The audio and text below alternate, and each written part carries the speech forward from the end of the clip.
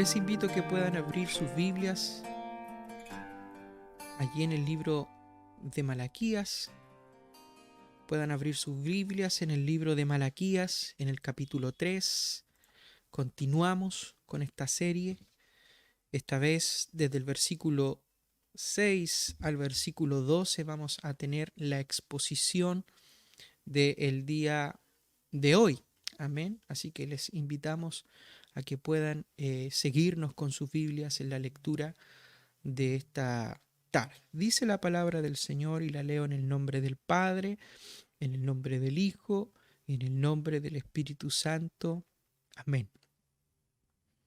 Porque yo, Jehová, no cambio.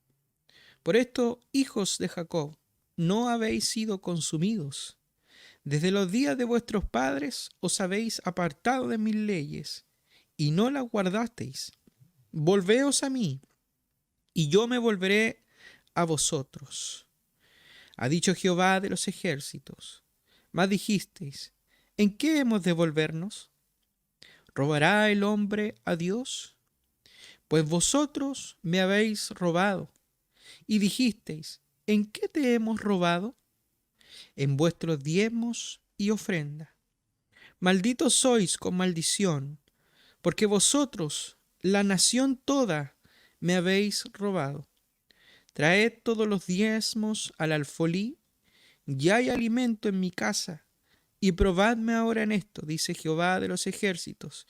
Si no, os abriré las ventanas de los cielos, y derramaré sobre vosotros bendición hasta que sobreabunde. Reprenderé también por vosotros al devorador, y no os destruirá el fruto de la tierra, ni vuestra vid en el campo será estéril, dice Jehová de los ejércitos, y todas las naciones os dirán bienaventurados, porque seréis tierra deseable, dice Jehová de los ejércitos. Amén. Padre, te damos gracias por este mensaje, el cual abrimos hoy, Padre, tu palabra para que ésta pueda ser leída y pueda ser exhortada. Rogamos, Padre Celestial, que por medio de tu Espíritu Santo, quien inspiró tu santa palabra, pueda abrir nuestro entendimiento finito, Padre Celestial, y nos puedas hacer comprender aquellas maravillas y glorias de tu palabra que emanan para nuestro bien y nuestro crecimiento. Te rogamos, Padre Celestial, que nuestros corazones puedan estar dispuestos para recibir aquel mensaje de vida eterna en esta hora. Todo esto te lo rogamos y te lo pedimos en esta noche por medio de tu Hijo amado, nuestro bendito y eterno Salvador. Amén y amén. Bien, amados hermanos, que el Señor nos bendiga en esta tarde, en esta noche. Gracias le damos al Señor por esta misericordia, la cual nos permite poder aprender, poder continuar con esta serie. Antes de pasar más adelante, quisiera dar una información. El sermón del día de hoy, quizás algunos están expectantes de que yo pueda defender alguna postura con respecto a una temática que se ha venido debatiendo durante muchos años y que tiene relación con el diezmo y las ofrendas. Y ante esto, amados hermanos, quiero dejar bien claro que lo que yo vengo a predicar en esta noche es la santa palabra de Dios. No es un mensaje humano, no es un pensamiento humano, sino que es el mensaje del Señor y lo que Dios quiere por medio de su palabra enseñarnos a nosotros. Por lo tanto, parto esta predicación haciendo un llamado al oír, al escuchar, con humildad y con sencillez, lo que el Señor quiere hablarnos a nuestra vida en esta noche. Sin duda la palabra del Señor quiere hablar a nuestros corazones, especialmente a mi vida primeramente, como ministro y como sacerdote de la iglesia en el sentido pastoral, pero también como padre de familia y también como hermanos en el cuerpo de Cristo. Desde ya, rogando al Señor que Dios nos dirija por medio de este mensaje en esta noche. En las lecciones anteriores Hemos estado estudiando, amados hermanos, que Dios ha reprendido tanto a los sacerdotes como al pueblo, y en donde Dios decretó 2 maldiciones por su pecado. Pero también, amados hermanos, les dijo que si volvían arrepentidos, Él los perdonaría. Por cuestionar su naturaleza de justicia, Dios les reprende y les anuncia la venida de sus mensajeros, quienes tienen ahora la responsabilidad, ¿no es cierto?, de preparar el corazón de su pueblo y de limpiar de sus maldades. ¿Para qué? Para que estos se vuelvan a Dios.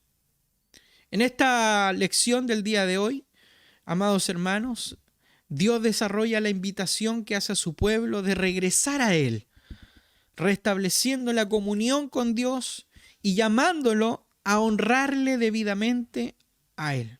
El llamado de Dios, amados hermanos, hacia su pueblo en esta lección del día de hoy, amados hermanos, es en base a su naturaleza inmutable, misericordiosa, pero también justa, santa, que lo lleva incluso a denunciar el pecado. El pueblo, amados hermanos, en contexto, para que podamos ir entendiendo el mensaje de hoy, el pueblo había acusado a Dios de inconstancia, de falta de fiabilidad. Esto lo vemos en el capítulo 2, específicamente en el versículo 17, ¿no es cierto?, donde dice que cualquiera que hace mal agrada a Jehová. ¿Dónde está el Dios de justicia? Ya se halla el pueblo en esta situación, se halla en una espiral descendiente en la cual dudan del amor de Dios y por tanto responden con sacrificios y con un ministerio inadecuado y con una infidelidad en el matrimonio. Empiezan a desconfiar de las normas de Dios y ahora existe una injusticia general en la comunidad. Y como hemos visto, amados hermanos, desde el capítulo 1 en adelante hasta este capítulo, el pueblo de Israel culpa a Dios de los problemas que tienen con Él. Le echan la culpa y no ven su propio pecado, no aceptan sus palabras, y lo vemos en el modelo familiar, amados hermanos, que este libro nos da sobre la declaración de Dios con respecto al rechazo del pueblo que hace contra Dios, ¿no es cierto? Y con respecto a la provisión divina por parte de Dios, con pruebas para respaldar ahora su manifestación. Por lo tanto, no tienen valor para abandonar a Dios. Su comportamiento parece más un matrimonio infeliz que un divorcio. Y el remedio divino, amados hermanos, para esta relación rota consiste en que su pueblo ahora regrese a Él como Él acude a ellos. Daniel Defoe, que al parecer fue un hombre convertido a Cristo, él hace un comentario muy perspicaz sobre el arrepentimiento en su novela. Quizás algunos de ustedes la deben conocer, pero es una novela famosa, conocida por muchos como Robinson Crusoe. Daniel Defoe, con respecto a su novela, él hace un comentario sobre el arrepentimiento y él dice lo siguiente, él dice: desde entonces he observado en muchas ocasiones qué incongruente e irracionales es el sentido común de los seres humanos. No les da vergüenza pecar, sin embargo les da vergüenza arrepentirse. No les da vergüenza aquello que hacen, lo cual sería justo considerarlos como necios, pero no les da vergüenza dejar de hacerlo, lo cual haría que se les considerase como sabios. Y es interesante, amados hermanos, esta frase. Saber y entender que en base a la Escritura, amados hermanos, el orgullo del hombre, el orgullo de la mujer es muy a menudo uno de los mayores obstáculos para el arrepentimiento genuino y sobre todo para el acercamiento a Cristo. El orgullo puede ser también una gran piedra de tropiezo para el arrepentimiento y el regreso a la comunión con Dios de aquellos que profesan ser parte de su pueblo. Y puede que conozca usted esta famosa oración, la oración del hombre inflexible, la cual dice: Señor, y ora en esta condición: Señor, concédeme siempre la razón, pues ya sabe que nunca voy a cambiar de opinión. Esta oración sería muy graciosa si no fuera por lo serio que es el asunto, hermanos. Muchas veces nuestra actitud es prácticamente idéntica a esta oración. El arrepentimiento no suele ser fácil, Y desde luego no es fácil nunca para la gente orgullosa. En este pasaje, amados hermanos, del capítulo 3, específicamente del versículo 6 al versículo 12, en este pasaje de la profecía de Malaquías, vemos cómo el profeta trata de convencer a Judá, a ese pueblo orgulloso, a ese pueblo cínico, que confiaba en su propia justicia, al igual que nosotros hoy en día. Y él llama y les llama la atención a que debían arrepentirse y regresar al Señor. Ya hemos visto, amados hermanos, que Malaquías advirtió a la nación que a causa de su negligencia espiritual y de su orgullo, ellos iban a ser juzgados por Dios, el cual prácticamente iba a llevar a cabo una purificación con fuego, una refinación radical de su pueblo, la cual Dios prefería que no tuviera que suceder tal cosa, porque Él siempre estaba llamando a su pueblo en amor y en misericordia, mas su pueblo no le entendía, no le escuchaba y no acudía a su llamado. El Señor aún deseaba bendecir la nación, y si ellos no se arrepentían de su camino y regresaban a Él sinceramente, Él no vendría a juzgarlos, sino que haría manifiesta su presencia entre ellos en forma de gran bendición. Hoy, amados hermanos, el Señor en este sermón nos llama a nosotros a que le honremos con arrepentimiento, con acercamiento, con sinceridad y con fidelidad en su adoración. Y hablamos sobre el regreso a Dios, regresar a Dios, volver al Señor. Dice el versículo 6, versículo 7, porque yo Jehová no cambio. Por esto, hijos de Jacob, no habéis sido consumidos. Desde los días de vuestros padres os habéis apartado de mis leyes y no la guardasteis. Volveos a mí y yo me volveré a vosotros, ha dicho Jehová de los ejércitos. Mas dijiste, ¿en qué hemos de volvernos? En el capítulo anterior, amados hermanos, estudiamos la porción bíblica de Malaquías, del capítulo 3, del versículo 1 al 5, en la cual Dios anunciaba a sus dos mensajeros, Juan el Bautista, ¿no es cierto?, y a su ángel del pacto, que es nuestro Señor Jesucristo, con la finalidad de que el pueblo ahora se arrepintiera de su mal proceder, de su vida de pecado y de su injusticia delante de Él, y se volvieran ahora en un verdadero arrepentimiento. Una de las cosas maravillosas, amados hermanos, que puedo rescatar, amados hermanos, porque así lo he visto durante todos estos días, es que Dios es amor. Dios es santo, Dios es justo y también es fuego consumidor. La gloria es de Dios y es celoso con ella.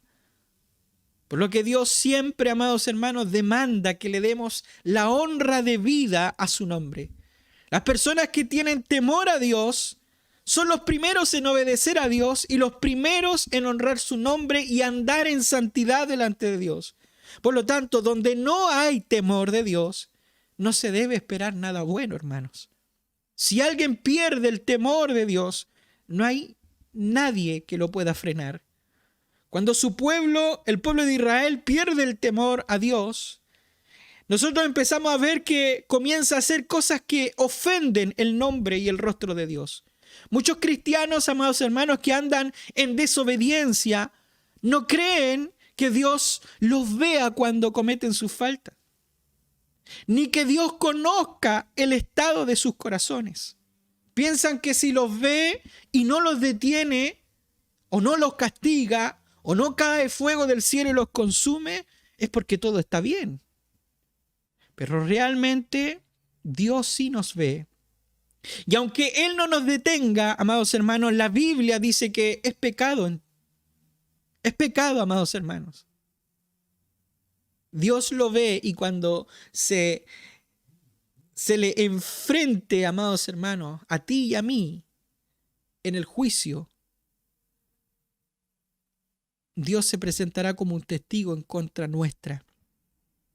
Y eso nos debería hacer temblar. Las cosas que hemos escondido por largo tiempo. Esas cosas que escondemos a los ojos ajenos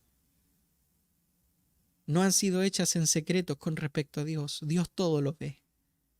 En Malaquías capítulo 3, en el versículo 6, está la expresión dada por Dios mismo: yo Jehová, dice, no cambio. Y ¿saben qué, amados hermanos? Que Él les dice que por eso no habían sido consumidos en sus pecados, ya que Él por pura paciencia, por pura misericordia, les estaba dando tiempo para que se arrepintieran y volvieran a su Dios. Y aquí, amados hermanos, hay algo bien interesante, porque tenemos que ver con un Dios que no cambia, es que no somos consumidos por nuestros pecados. Que porque por sus misericordias que no fallan, no hemos sido consumidos. Pero si no nos arrepentimos, Dios en justicia nos tendrá que castigar y disciplinar. Gálatas capítulo 6, versículo 7, el apóstol Pablo nos dice esto y nos dice: no erréis. Cuidado, Dios no puede ser burlado. Lo que el hombre siembre, esto segará, dice el apóstol Pablo. Y aquí el profeta Malaquías, amados hermanos, reprende y verifica más claramente la impiedad del pueblo. Dios, después de haber dicho que vendría y enviaría un redentor, aunque no como para satisfacer, ¿no es cierto?, a los judíos, ahora reivindica, ¿no es cierto?, su derecho y dice que Él no cambia, porque es Dios. Y bajo el nombre de Jehová, Dios razona sobre su propia naturaleza. El pueblo se queja de la incoherencia de Dios, pero en realidad Él sigue siendo el mismo. Y por esta razón, ellos siguen existiendo como su pueblo. Dice el texto bíblico: porque yo, Jehová, no cambio. Por esto, oh hijos de Jacob, no habéis sido consumidos. Y es realmente relevante, amados hermanos, que Dios se dirija a ellos como hijos de Jacob. Note esa palabra ahí, hijos de Jacob. Físicamente, amados hermanos, son descendientes de aquellas tres generaciones patriarcales: Abraham, Isaac y Jacob. Pero sin embargo, Dios ya había señalado su amor elector y del pacto al escoger a Jacob en lugar de su hermano mayor Esaú. Y ahora entendamos la fuerza de estas palabras: yo soy Jehová.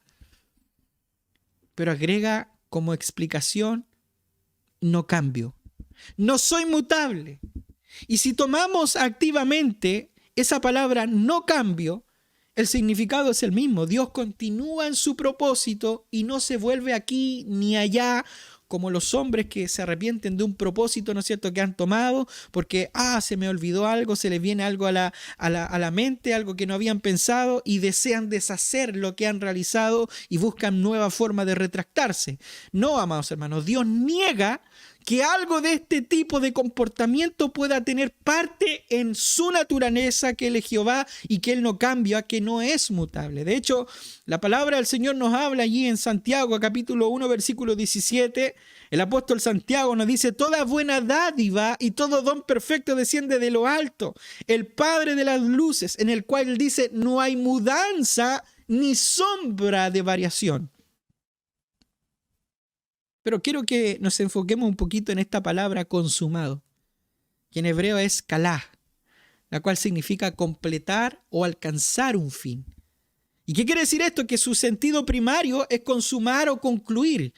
Me llama la atención lo que Juan Calvino, en su comentario, el teólogo francés Juan Calvino, considerado como uno de los autores y gestores de la Reforma Protestante, en su comentario al libro de Malaquías, él dice de este texto que todavía se puede extraer una partícula adversativa, queriendo decir Dios en el texto que aunque no están consumidos, yo todavía no he cambiado.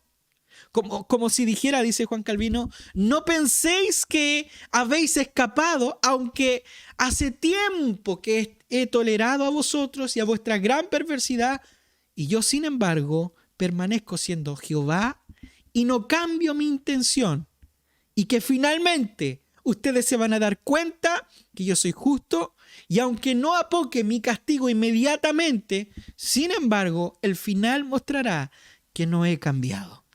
Tremendo comentario con respecto a esta frase.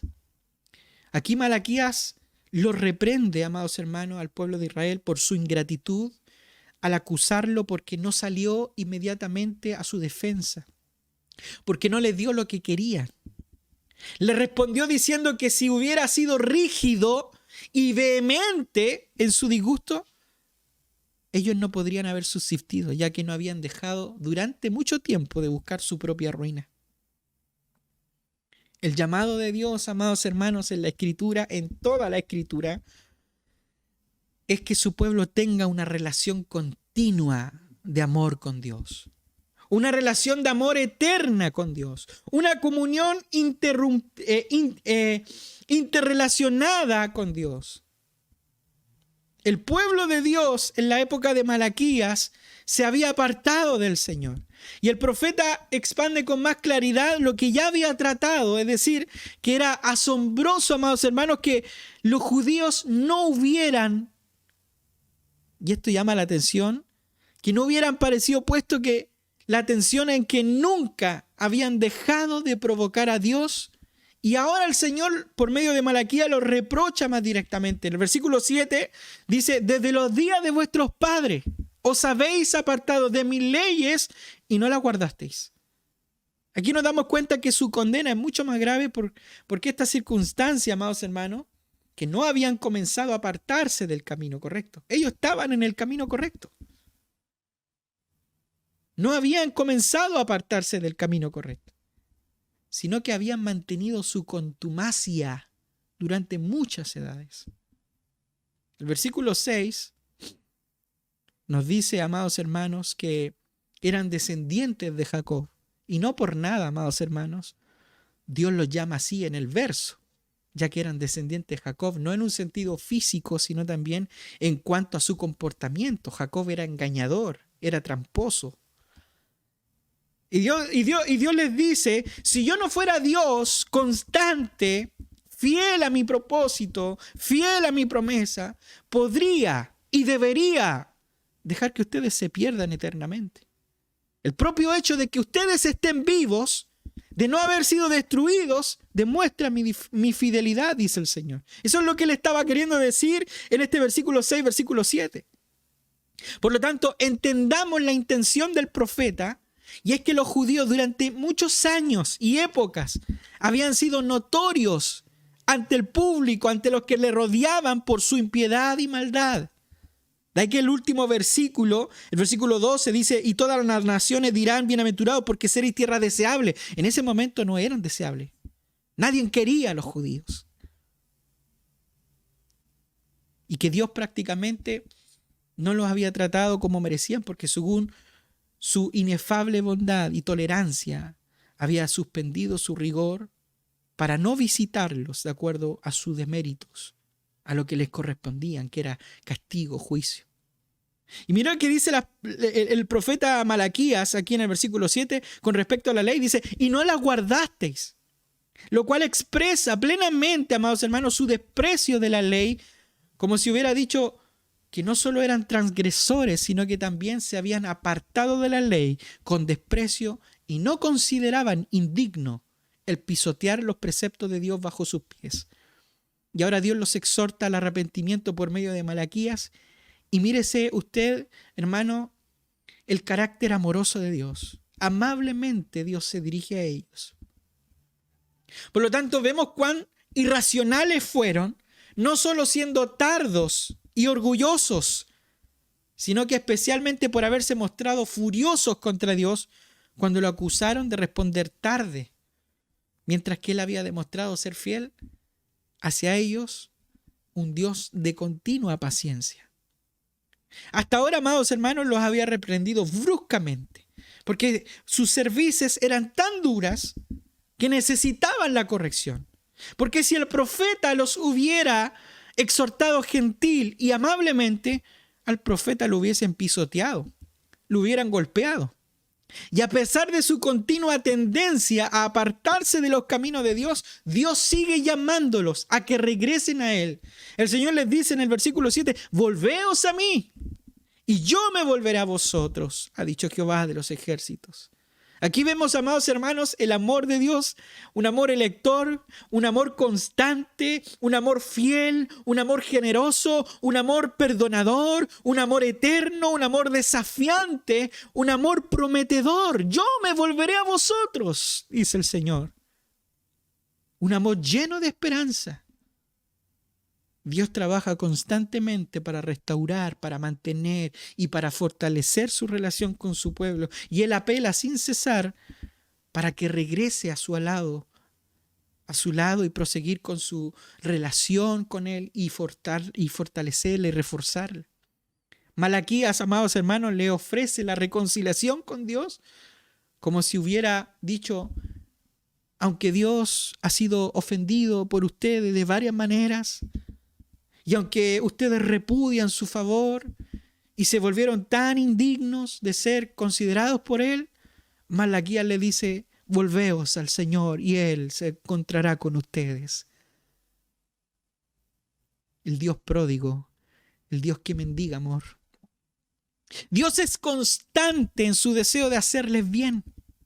Dios desea que regresen a Él. Él desea que regresemos a Él. Incluyámonos, hermanos. Dios desea que regresemos a Él. ¿Para qué? Para bendecirles, para bendecirnos con su presencia. Hermanos, el llamado de Dios por todas las sagradas escrituras es que a todos los sedientos, venid a las aguas, comprad y comed sin alimento, sin dinero. Isaías 55:1 hace un llamado gratuitamente. Inclinad vuestro oído y venid a mí, y oíd y vivirá vuestra alma, y haré con vosotros pacto eterno, la misericordia firme de David, dice el profeta Isaías en el capítulo 56. Y Jesús en el Nuevo Testamento nos hace, amados hermanos, una invitación allí en Mateos 11:28. Venid a mí todos los que estáis cargados y trabajados, que yo os haré descansar. Gloria a Dios. Dios llama al incrédulo e incluso al inconverso a que se arrepienta de sus pecados y que se convierta al Señor Jesucristo para salvación eterna. Pero al cristiano le dice continuamente que permanezca en una relación continua de amor con Cristo. Dios, hermanos, quiere que su pueblo crezca en una relación íntima de amor con Él. Jesús les dijo a sus discípulos que permanecieran en Él. Juan capítulo 15, del versículo 4 al 5, permaneced en mí y yo en vosotros. Como el pámpano no puede llevar fruto por sí mismo si no permanece a la vid, así tampoco vosotros si no permanecéis en mí. Yo soy la vid, dice el Señor, y vosotros los pámpanos. El que permanece en mí y yo en él, este lleva mucho fruto, porque separado de mí, dice el Señor, nada podéis hacer. Hermanos, el Nuevo Testamento está lleno de este llamado de Dios a que su pueblo viva en una total dependencia y relación de amor con Él. El Señor nos dice: seguid en pos de mí, dijo el Señor. El apóstol Pablo le dijo a la iglesia de Colosas, allí en el capítulo 2, versículos 6 y 7, por tanto, de la manera en que habéis recibido al Señor Jesucristo, andad en Él, arraigados, sobreedificados en Él y confirmados en la fe, así como habéis sido enseñados, abundando en acciones de gracia, lo mismo que estaba llamando el Señor al pueblo de Israel. Este llamado, amados hermanos, fue lo que quiso decir Santiago a los cristianos inconstantes en sus epístolas, allí en el capítulo 4, versículos 7 al 10. Someteos pues a Dios, resistir al diablo y huirá de vosotros. Acercaos a Dios y Él se acercará a vosotros. Santiago está tomando la cita bíblica Malaquías. Pecadores, dice, limpiad las manos, y vosotros los de doble ánimo, purificad vuestros corazones, afligíos y lamentad y llorad. Vuestra risa se convierta en lloro y vuestro gozo en tristeza. Humillaos delante del Señor y Él los exaltará, dice el Señor. El libro de Apocalipsis también hace este llamado a la iglesia. Dice, y el espíritu y la esposa dicen, ven. Y el que oye diga, ven. Y el que tiene sed, venga. Y el que quiera, tome del agua de la vida gratuitamente. Este es el primer gran estímulo al arrepentimiento y al regresar a Dios. Él es un Dios constante. Los propósitos de su gracia no cambian. Jesucristo es el mismo ayer y hoy y por los siglos de los siglos. Y Malaquías les dice, ustedes son los que han cambiado. Yo no he cambiado, dice el Señor. Ustedes son los que necesitan arrepentimiento. Bendito sea el nombre del Señor. Sin embargo, al preguntar ellos, bueno, ¿y cómo hemos de volver? Muestra cuán lejos han caído. Y esta es una evidencia de perversidad. Cuando los hombres responden que no ven que han cometido un error y que por lo tanto en vano se les pide algo o arrepentimiento, es como si estuvieran diciéndole al Señor, ¿qué nos estás pidiendo? No te entendemos. No sabemos qué es lo que hemos estado haciendo mal. No nos sentimos que hemos pecado, ni tampoco no nos hemos percatado de que nos hemos apartado de ti. Seguimos ofreciendo sacrificio. Desconocemos por completo que tengamos que hacer algo para volver a ti. Somos conscientes de que ninguna deserción. Adoramos a Dios ahora y bueno, si Él rechaza nuestros deberes, no vemos por qué debiéramos culparnos. A ver, Malaquías, que nos muestre en qué le hemos ofendido. Hermanos, los hombres y las mujeres de los tiempos de Malaquías habían puesto su confianza en su propia justicia, de tal manera que le era imposible, al igual que nosotros cuando confiamos en nuestra propia justicia, les era imposible volver a Dios si no tenía lugar un profundo entendimiento de su pecado. Sus corazones estaban tan endurecidos que era muy difícil que admitieran haber hecho algún mal.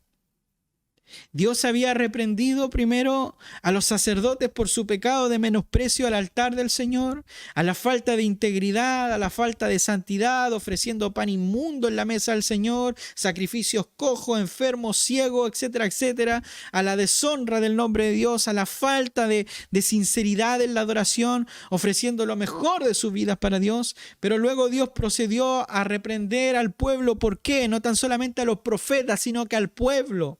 No tan solamente, a los sacerdotes, sino que al pueblo, por su falta de compromiso con el pacto de Dios. Falta de compromiso con sus esposas, falta de compromiso con sus familias, y también los reprendió por sus injusticias y tener la osadía de cuestionar en su naturaleza santa la justicia de Dios. Dios los reprende por todo esto y los llama ahora a arrepentirse de sus pecados, a honrar su santo nombre y glorioso nombre, y les invita a venir a Él con la promesa segura, porque era segura la promesa de que Él se volvería también a ellos. Y ante esta pregunta que le hacen ellos, ¿en qué hemos de volver?, Dios les responde a la pregunta en el versículo 8 al 9. Mire lo que dice el Señor. Dice, ¿robará el hombre a Dios? Pues vosotros me habéis robado. Y dijiste, ¿en qué te hemos robado? En vuestros diezmos y ofrendas. Maldito soy con maldición, porque vosotros, toda la nación, dice, me habéis robado. Hermanos, un pueblo que menospreciaba el nombre del Señor, su altar, su mesa y aún su justicia, dudando en sus corazones que no valía la pena servir y obedecer al Dios justo, era natural que no le dieran el fruto de sus esfuerzos, de sus recursos materiales, ni de los frutos de sus cosechas. Yo creo que los que me están escuchando van entendiendo a lo que voy con el mensaje. Cuando nosotros menospreciamos la obra del Señor, sucede lo mismo. Cuando no somos agradecidos, empezamos a dudar de la justicia de Dios, menospreciamos la mesa del Señor, menospreciamos su altar, su justicia, Y por tanto es natural que no demos el fruto de nuestros esfuerzos, ni tampoco nuestros recursos materiales, ni de los frutos de la cosecha. Hermanos, el pueblo de Israel realmente habían dejado de honrar a Dios en sus corazones y necesitaban volver a Él. El pueblo les estaba robando la honra y la gloria a Dios, y Dios les denuncia que le habían robado. Y Él dice, ¿robará el hombre a Dios? Y esta es una afirmación que busca que el pueblo reflexione y que reconozcan que le han robado la honra y la gloria a Dios. Más que dinero, más que sacrificio y ofrenda, el pecado, hermanos, comenzó cuando el pueblo se negó a dar la honra debida a Dios. Y el Señor, amados hermanos, a causa de su pueblo que le había robado, ahora el Señor los acusa de robo. Han robado a Dios. Le han robado en sus diezmos, la cual era la práctica en aquel tiempo de dar a Dios una 10ª parte de sus ganancias. Algunos dan la versión, amados hermanos, algunos comentaristas dan la versión con respecto a esta pregunta, si acaso un hombre debe defraudar a Dios. Y llama la atención que Juan Calvino en su comentario de Malaquías dice que es muy forzado. Y que esa versión de que un hombre debe defraudar a Dios es muy forzado y muy alejado de las palabras del profeta. Y de hecho que corrompe el sentido genuino. Él dice que hay otros significados tolerables, la cual el primero es defrauda un hombre a sus dioses. La palabra, amados hermanos, que sale aquí, Dios, Elohim, en hebreo, aunque este término en plural se utiliza, la cual significa dioses, pero especialmente se utiliza para designar al único Dios verdadero, pero también se aplica para lo que son los ídolos. Pareciera que el profeta está comparando a los judíos con los gentiles, para que su impiedad ahora se haga, ¿no es cierto?, aún más evidente.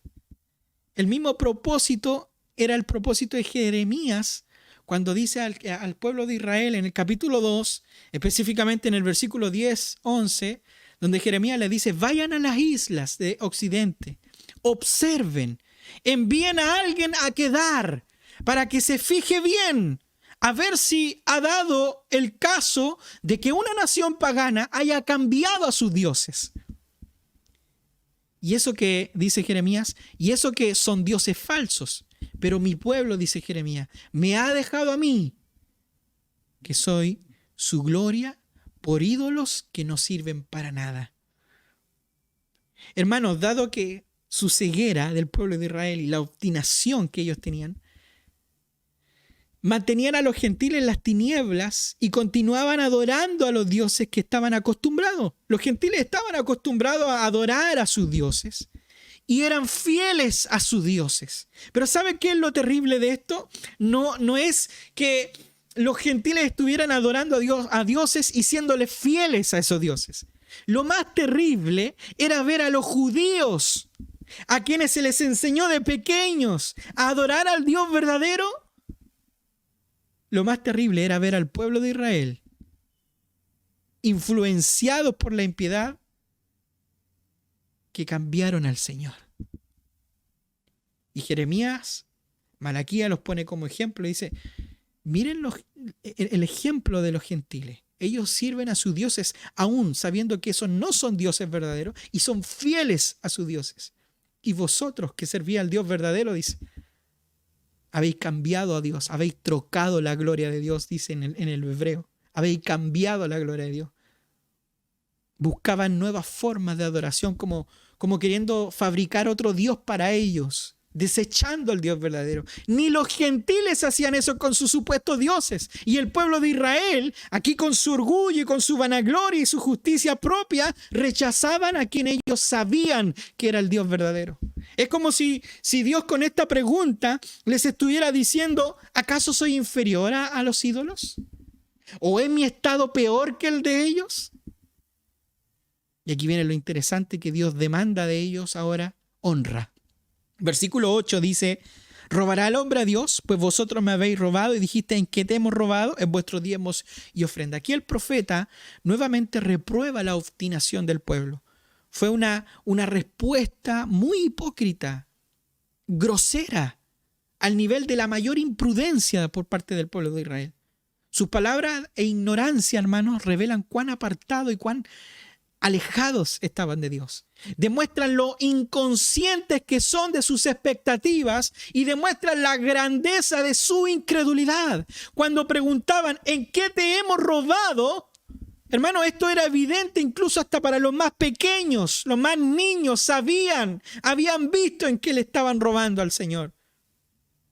Y sabemos, amados hermanos, por lo que hemos estado estudiando, que la avaricia prevalecía tanto entre ellos que cada uno estaba empeñado en su propio beneficio, descuidando el templo, descuidando los sacerdotes, siendo tan abiertamente sacrílegos. ¿Con qué cara podían preguntar en qué habían defraudado o robado a Dios? Los hechos eran claros. De hecho, Dios podía con una sola palabra hacer los reos de que realmente ellos lo estaban defraudando y que le estaban robando en los diezmos y en las primicias. No porque Él recibiera alguna utilidad de aquello que Él nada necesita, sino porque con todo derecho Dios considera suyo propio lo que está destinado a su culto. No sé si me van entendiendo, hermanos.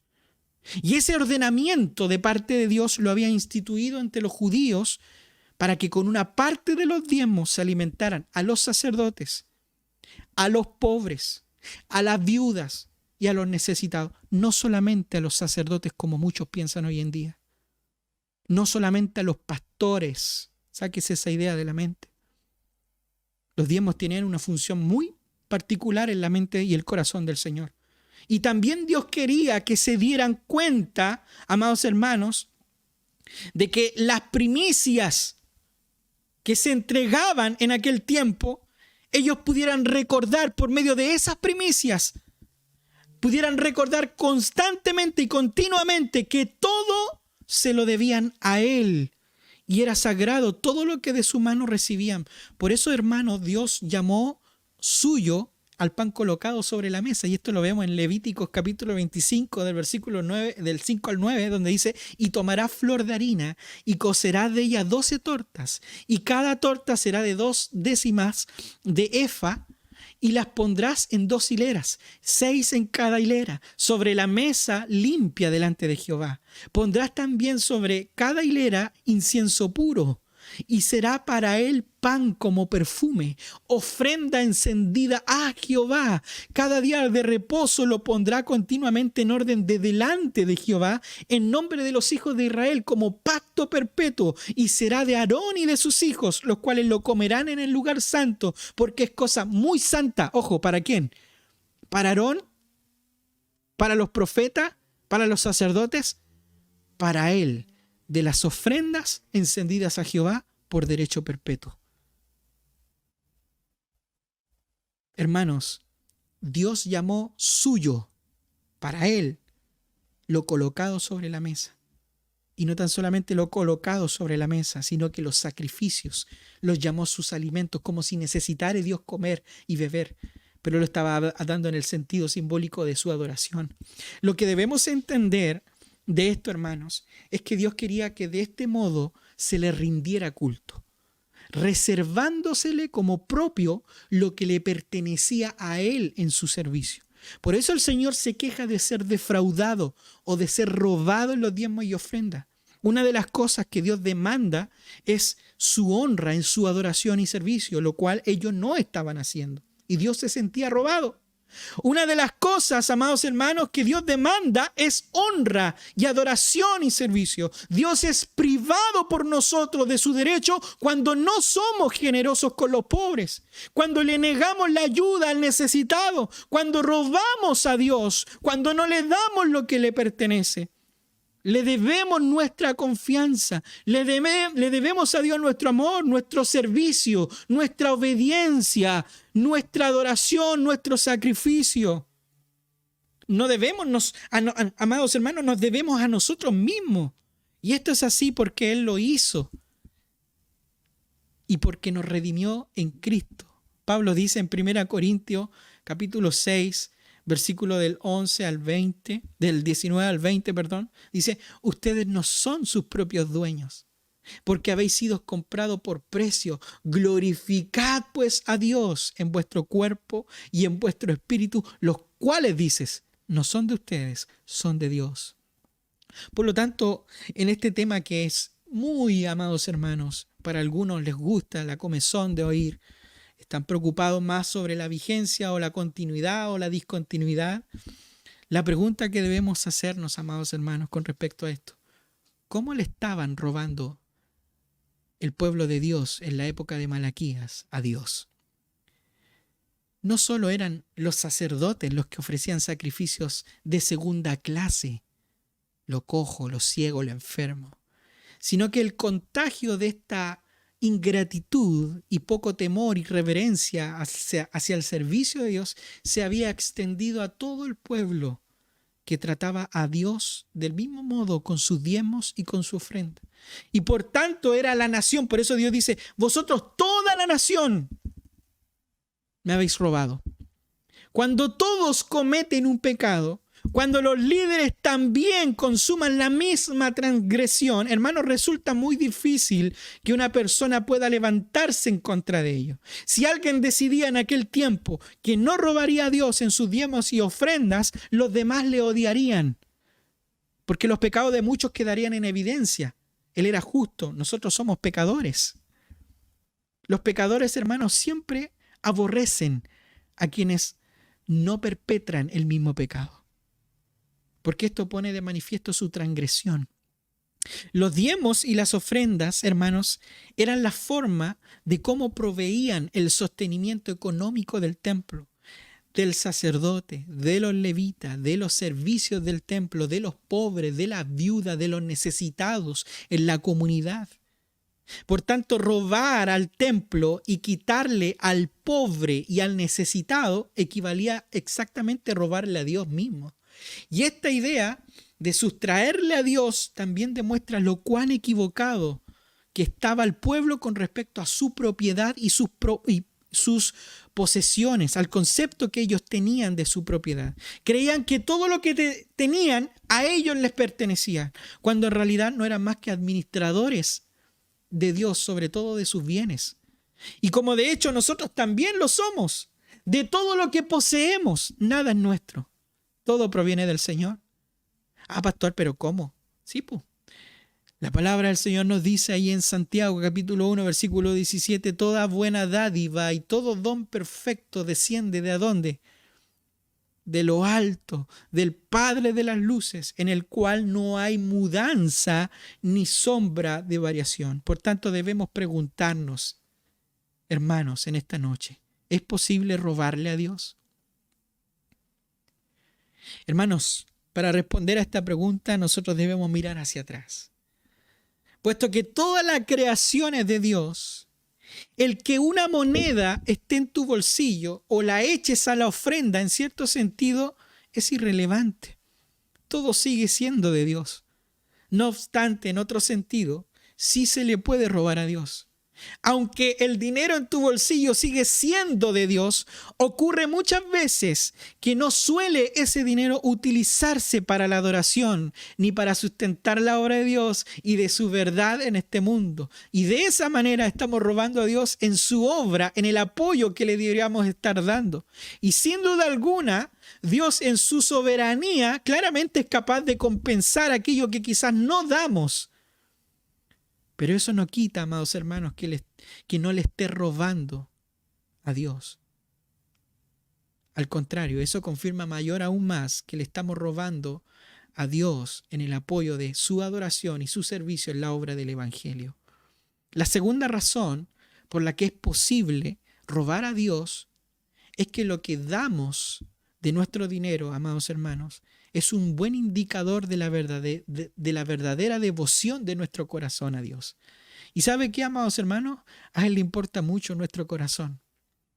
El modo en que nosotros utilizamos nuestro dinero dice mucho sobre nosotros. Lo que a Dios más le interesa de nosotros es nuestro corazón. Y no utilizar nuestro dinero para Él es un síntoma de un corazón frío hacia Dios. Es un síntoma de que le estamos robando a Dios la devoción que le debemos. Si pensamos que todo lo que tenemos, amados hermanos, si pensamos que todo lo que tenemos nos pertenece, entonces seremos naturalmente reacios a compartirlo. Pero si creemos, amados hermanos, si creemos que Dios es dueño de todo lo que poseemos, entonces sentiremos la libertad de dar en su nombre.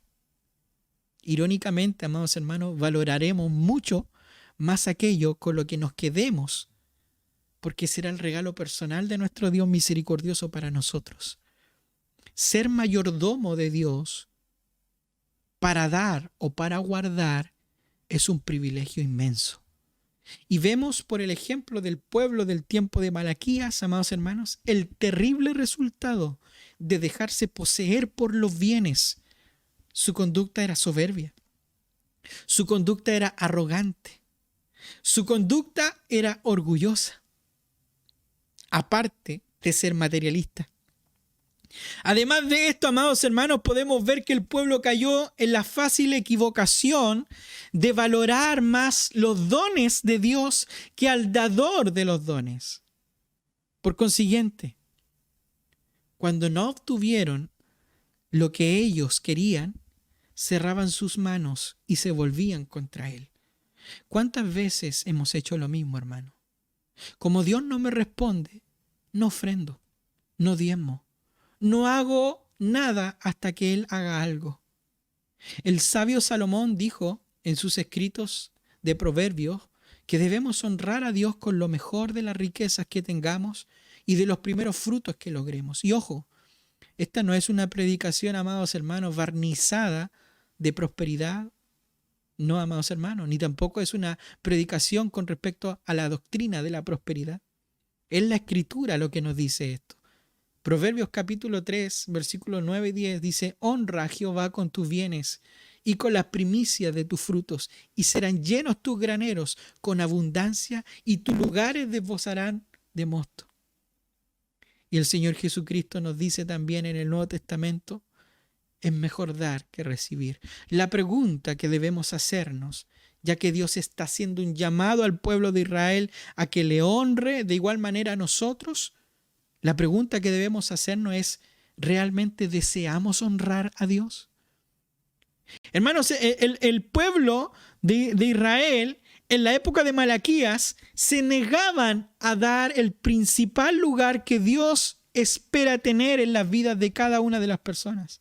Y esto hizo que ofrecieran en una forma egoísta y pecaminosa de robarle a Dios el diezmo y las ofrendas que Dios exigía en la ley de Moisés, y que estaban destinados para la casa de Dios y sus oficios espirituales y sacerdotales. Lo que Dios demanda en Malaquías capítulo 3, específicamente del versículo 8 al 10, era una exigencia de la ley de Dios que había sido dada al pueblo por medio de Moisés y los profetas. Y esta ley era bastante clara, en donde Dios exigía como obediencia en reconocimiento de la honra de Dios y también como agradecimiento de la bondad y la bendición de Dios. Esto lo podemos ver en Levítico capítulo 27, versículo 30, en Números capítulo 18, versículos del 21 al 24, Deuteronomio capítulo 12, versículo 6, Nehemías capítulo 13, versículo 12 y un sinfín de otros textos más.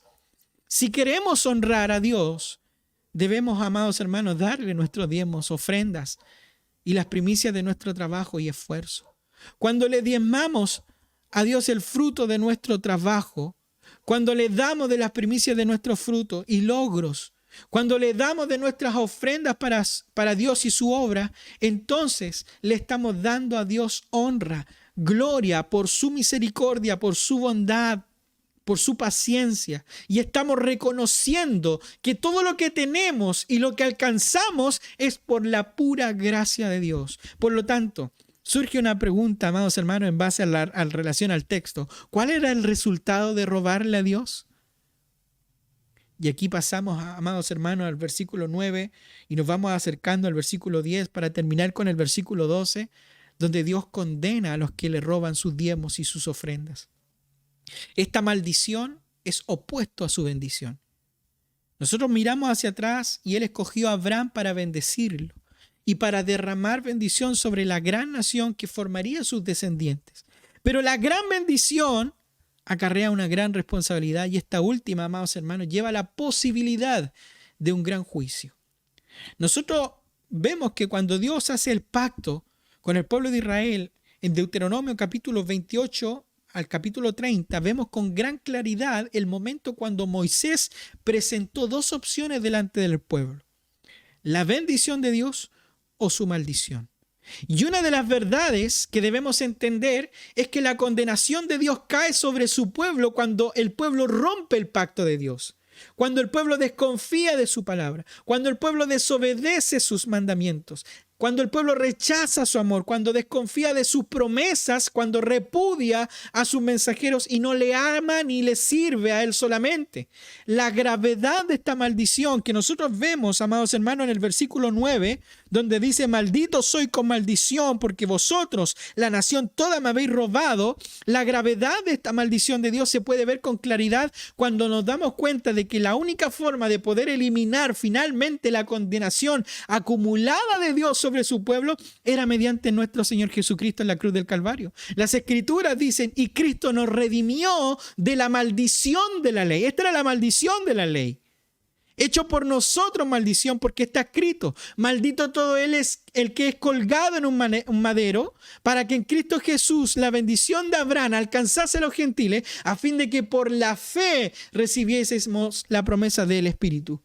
Por lo tanto, negarse a dar los diezmos y las ofrendas a Dios era negarse a darle la honra debida al nombre glorioso de Dios. Y esto generó, amados hermanos, que Dios condenara al pueblo por este pecado. Y por esa declaración de Dios como juez sobre su pueblo, en Malaquías capítulo 3, versículo 9, al momento de sentenciarlo y decirle: malditos sois con maldición, porque vosotros toda la nación me habéis robado. Esta es la tercera maldición que Dios declara al pueblo en la época de Malaquías. Hermanos, para Dios, nuestro trato con Él debe ser un trato práctico, que se traduce en obediencia a su palabra y honra a su nombre con nuestras vidas y con nuestros recursos.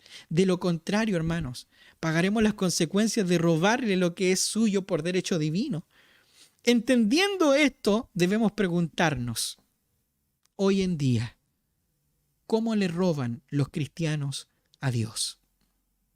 Y quiero enfocar este tema de manera muy práctica, amados hermanos, contrastando nuestra atención en dos ejemplos muy claros. En primer lugar, la idea general del diezmo, aunque tenga su sostén en el Antiguo Testamento, es una idea apropiada. Podemos robarle a Dios no dando el diezmo de nuestras posesiones y ganancias. Robamos a Dios no porque no le demos nada, sino porque le damos menos de lo que debiéramos. Y alguien podría decir: no podemos establecer que hay que dar el diezmo. Eso sería como volver a la ley de Moisés y nosotros no estamos bajo la ley. Y podrán citarme Gálatas capítulo 5 versículo 18, pero si sois guiados por el Espíritu no estáis bajo la ley.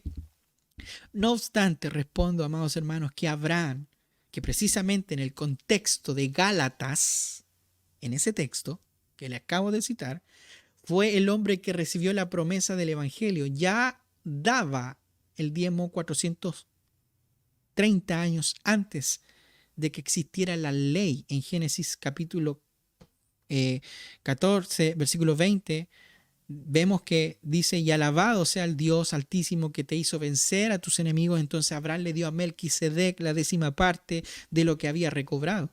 Lo que la ley hizo, hermano, fue sencillamente institucionalizar lo que Abraham hacía por, ojo, voluntad propia.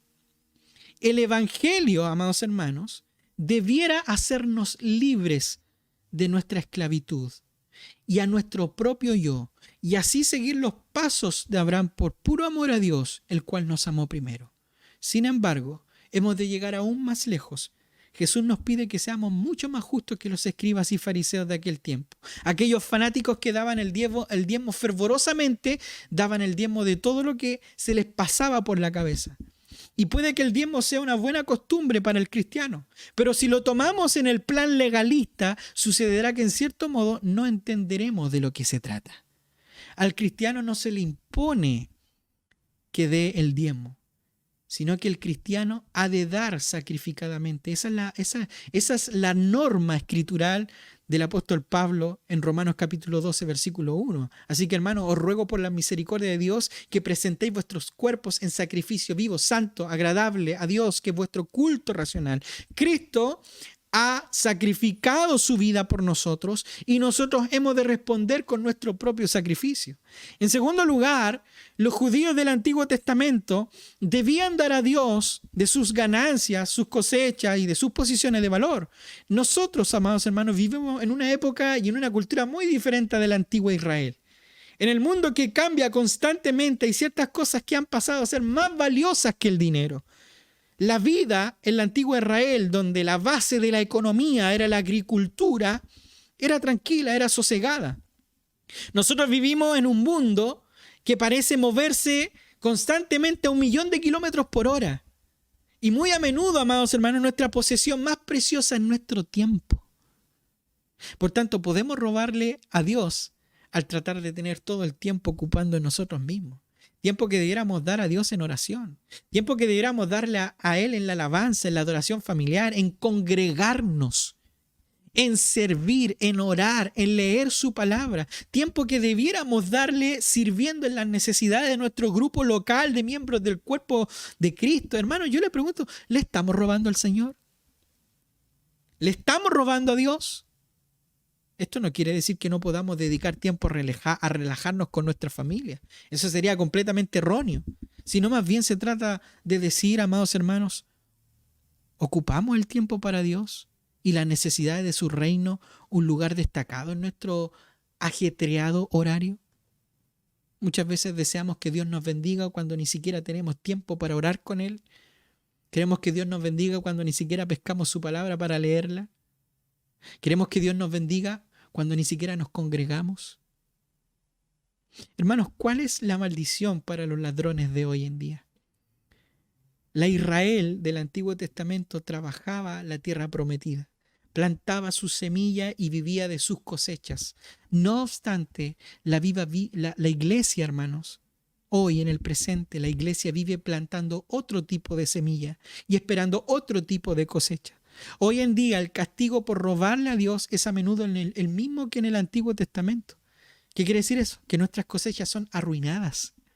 Nuestro amor a Dios es tan escaso, o dicho de otro modo, si un grupo de creyentes tiene tan poco amor a Dios que se dedican a recortar lo que más puedan de sus ofrendas para Él, claramente Dios, hermano, no dejará que haya cosecha en la iglesia. Es obvio.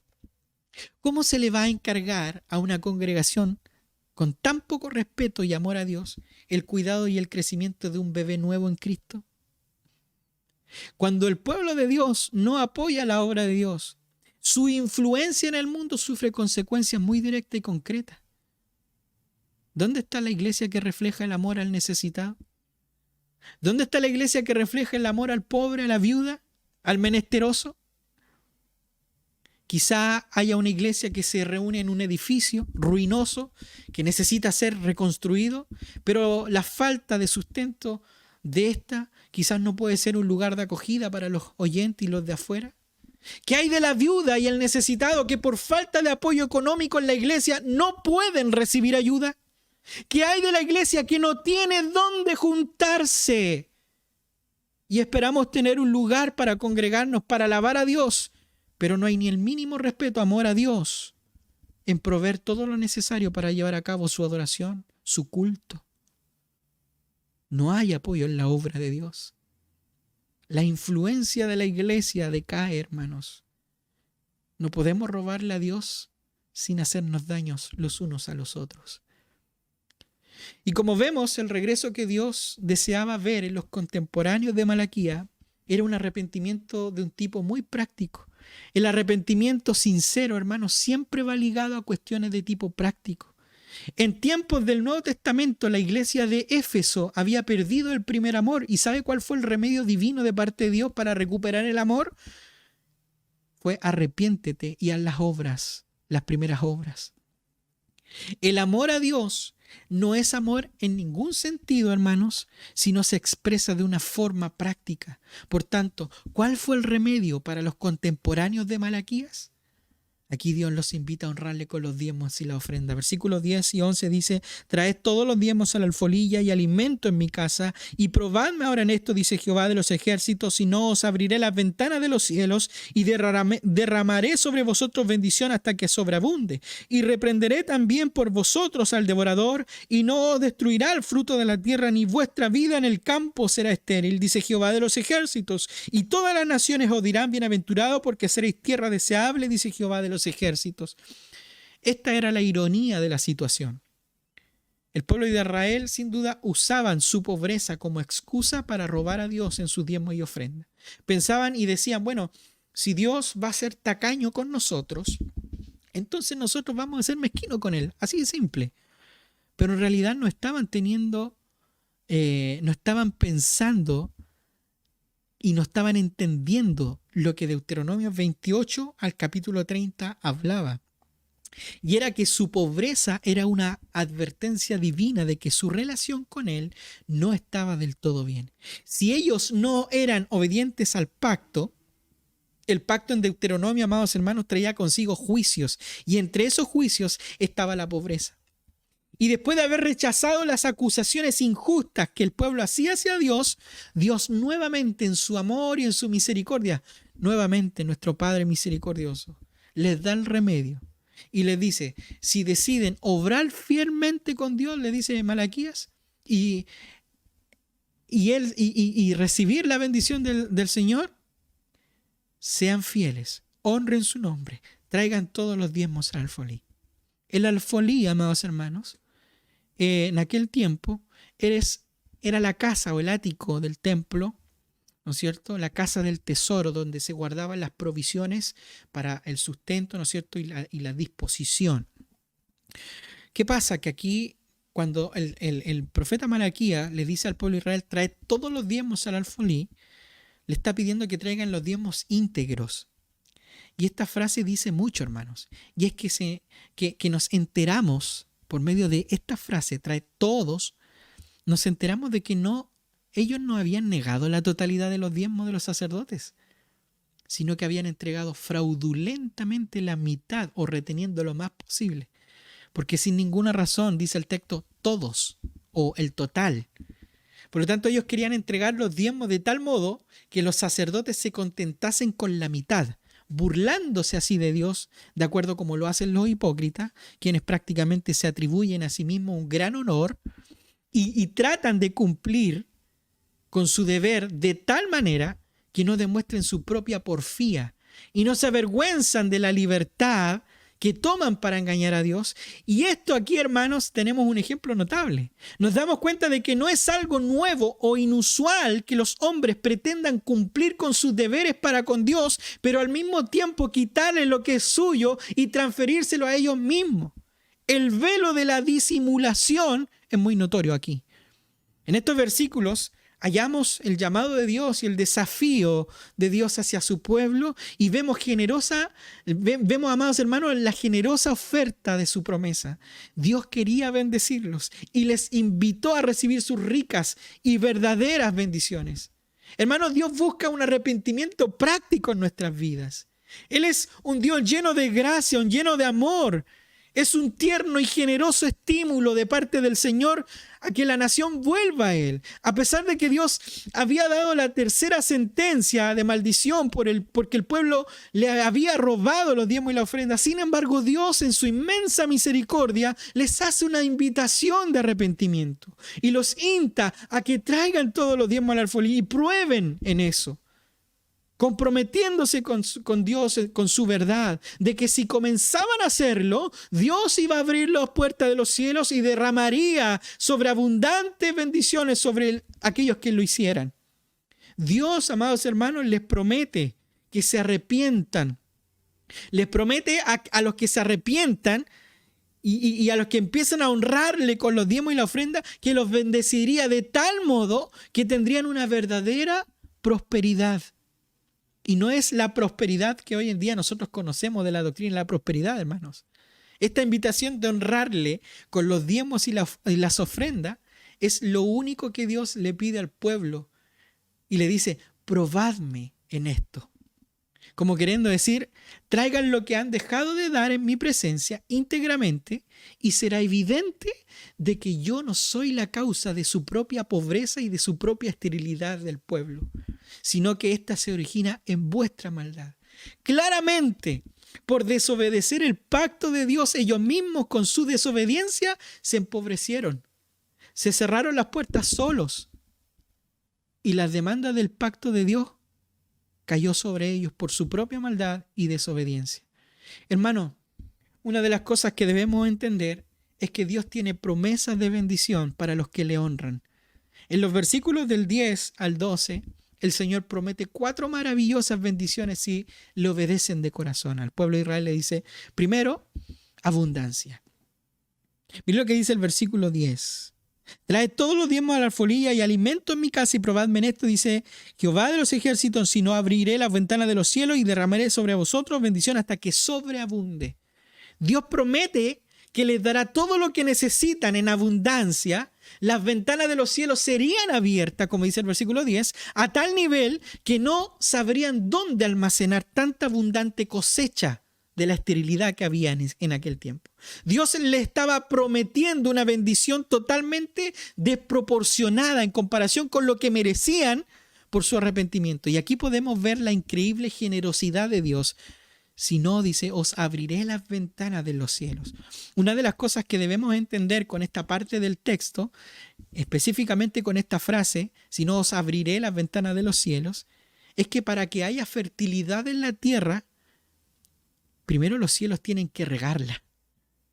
Como dice la Escritura, hermanos, Dios trata de enseñarle al pueblo de Israel y también a nosotros que la tierra no puede producir ninguna sola espiga de trigo si los cielos no le suministran la lluvia o la humedad que necesitan. El pueblo, hermanos, al igual que nosotros, necesitamos entender que la bendición viene de Dios. Él es el que nos sustenta y todo lo que nos da es para su gloria. El Señor les dice, pruébenme, traigan sus ofrendas y verán que la lluvia desciende de lo alto y la tierra produce su fruto. Segunda bendición, amados hermanos, es la protección. A veces sucedía que la bendición de una gran cosecha se perdía a causa de las plagas o de las enfermedades de las plantas.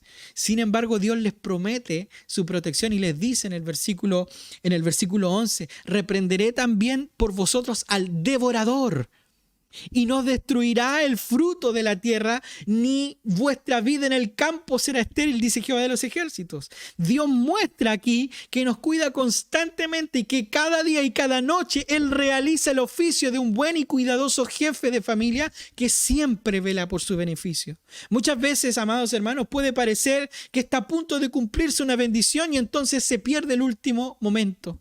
Sin embargo, Dios está prometiendo ahora bendición que no puede perderse. Será una bendición segura que podrían ellos disfrutar al máximo.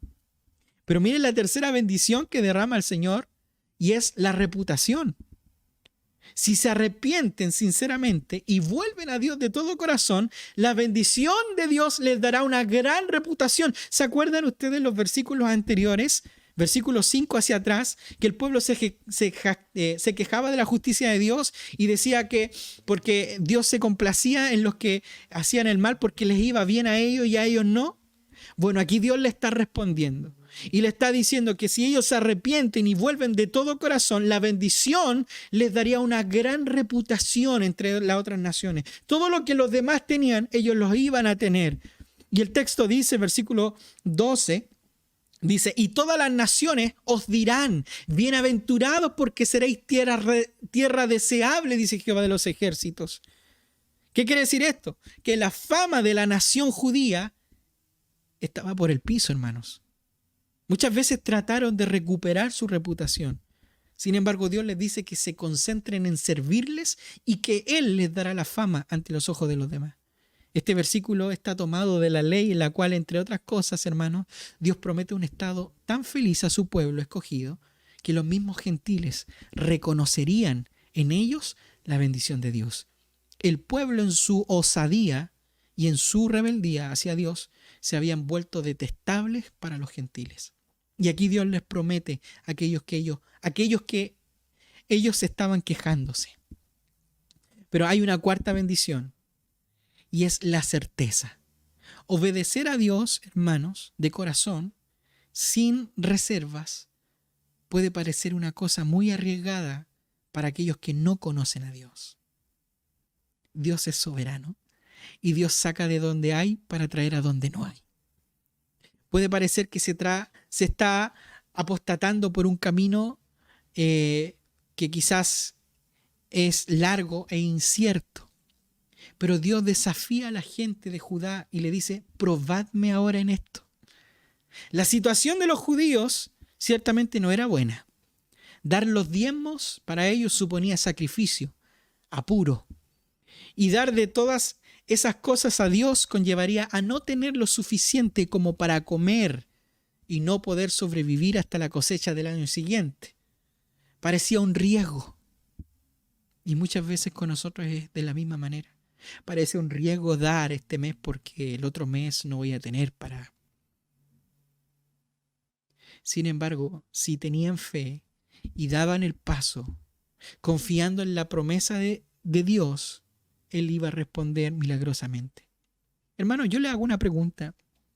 ¿Se da cuenta de lo que ocurre en este pasaje? La llamada de Dios a la obediencia en realidad era una llamada a tener fe en Él.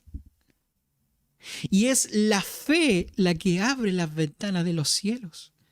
Y suele ocurrir, hermanos, que uno limita su obediencia como cristiano a llevar una vida sin riesgos, sin fe en Dios. Sin embargo, aquí se nos está llamando a tener una fe práctica en Dios. El arrepentimiento que Dios nos pide lleva consigo fe. Somos llamados a vivir despojados de todo, solo con sus promesas, confiando en Él. Hermanos, el texto es claro en cuanto a las promesas de Dios para los que se arrepienten y comienzan a honrarles con los diezmos, las ofrendas y con los recursos materiales que Dios les ha permitido obtener. Las bendiciones para los que traían sus diezmos y ofrendas al alfolí son las siguientes. Dios abriría los cielos para derramar bendición en abundancia. Dios postergaría, ¿no es cierto? Protegería la vida y las posesiones materiales de las personas que lo honraran y los cuidará de Satanás y de todo aquello que quiera despojar a sus hijos. Pero en tercer punto, Dios bendeciría tanto nuestra tierra que seremos una tierra deseable y bendita para aquellos que no se han arrepentido de sus pecados y tengan el deseo de venir a Dios. Hermanos, una vez más podemos concluir que Dios no cambia en su amor por nosotros, pero en justicia nos disciplina si andamos en acciones que le deshonran con la finalidad de que nos volvamos a Él en arrepentimiento.